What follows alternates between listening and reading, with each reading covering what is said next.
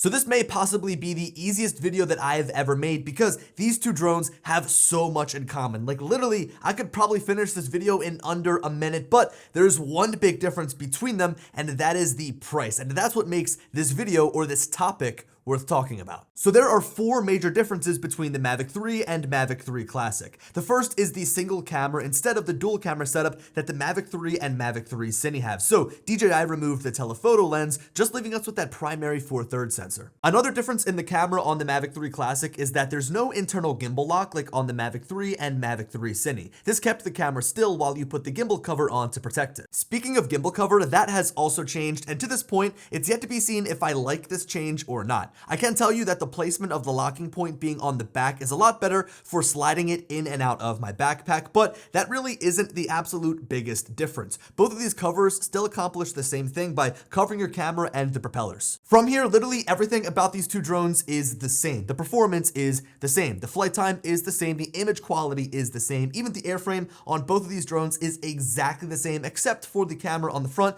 because the design changed a little bit with the removal of the telephoto lens here in the Mavic 3 Classic. Now with that said, I figured I would make a list for those of you wondering what both of these drones are capable of, and as you can tell, it's much easier to list those differences because there are so few. DJI made sure that the experience between these two drones was as similar as possible, which I think is great. Like the Classic here isn't limited by its feature set just because of the difference in price. Even though it's less expensive, it can still do all of the great things that the Mavic 3 and Mavic 3 Cine can, like hyperlapses. It has omnidirectional obstacle avoidance, O3, compatibility with all three current remote controllers. It is literally a Mavic 3 with just no telephoto lens. On this topic of specs, if I showed you this angle of the Mavic 3 and Mavic 3 Classic, you wouldn't be able to tell me which is which. This is because both drones use the same exact airframe with the same obstacle avoidance sensors looking all around and auxiliary light underneath. It is literally the same exact drone. The only difference, as I have been hammering home for the entire video, is that camera module, which is larger on the Mavic 3 and Mavic 3 Cine because of the extra telephoto lens. Speaking of cameras, because I know I'm going to get asked about image quality, the shots that I was able to capture between these two drones were literally identical, which is not a shocker at all because they're literally the same exact camera. It's kind of like taking two photos with, say, the Sony A1 side by side of the same image and then looking at them to see which is better. You literally wouldn't be able to because they are the same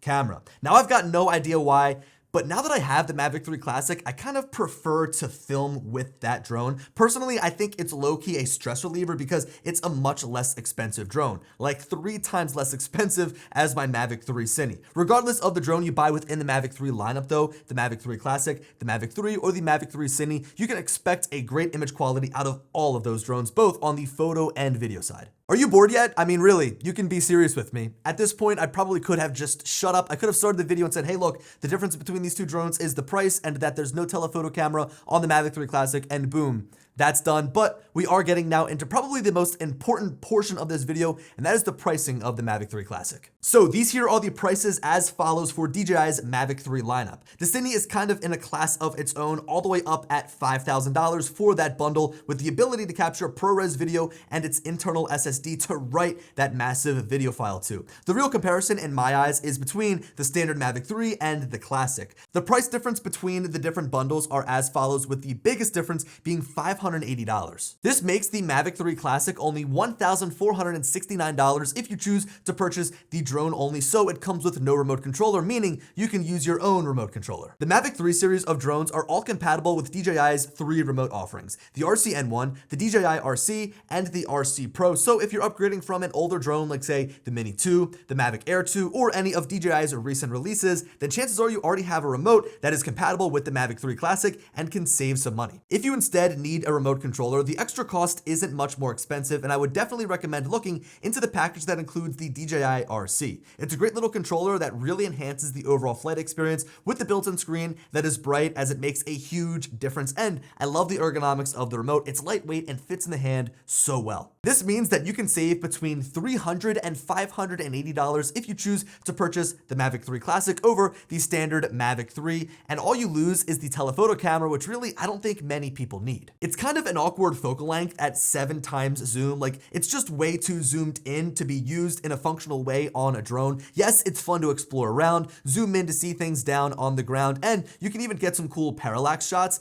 but it's just not enough to spend really any extra money on, and the fact that it can be upwards of $580 more just for that feature makes me really happy that they released the classic version of this drone. I'm just now realizing, I guess it's called the Mavic 3 Classic because it's a classic take on the Mavic 3 with just one camera instead of 2. Nonetheless, to me, the Mavic 3 Standard doesn't really exist anymore. It's just between the Mavic 3 Classic and the Mavic 3 Cine, and really, even though these two drones are very similar, you really can't compare them based on that price. You're talking about like $1,500 compared to $5,000. And really, if you're going to be buying the Mavic 3 Cine, it's just for that professional application, the professional workflow, being able to shoot and use ProRes. But a majority of the people looking at the Mavic 3 are going to go with the Classic because it offers all that same great technology in a much more affordable package at $1,500. You still get the same obstacle avoidance system, the same great camera, the same great specs, the same great flight time, again, at a fraction of the cost. This actually makes it really interesting to compare this drone to the Air 2S as well, with a price point that is much more tight.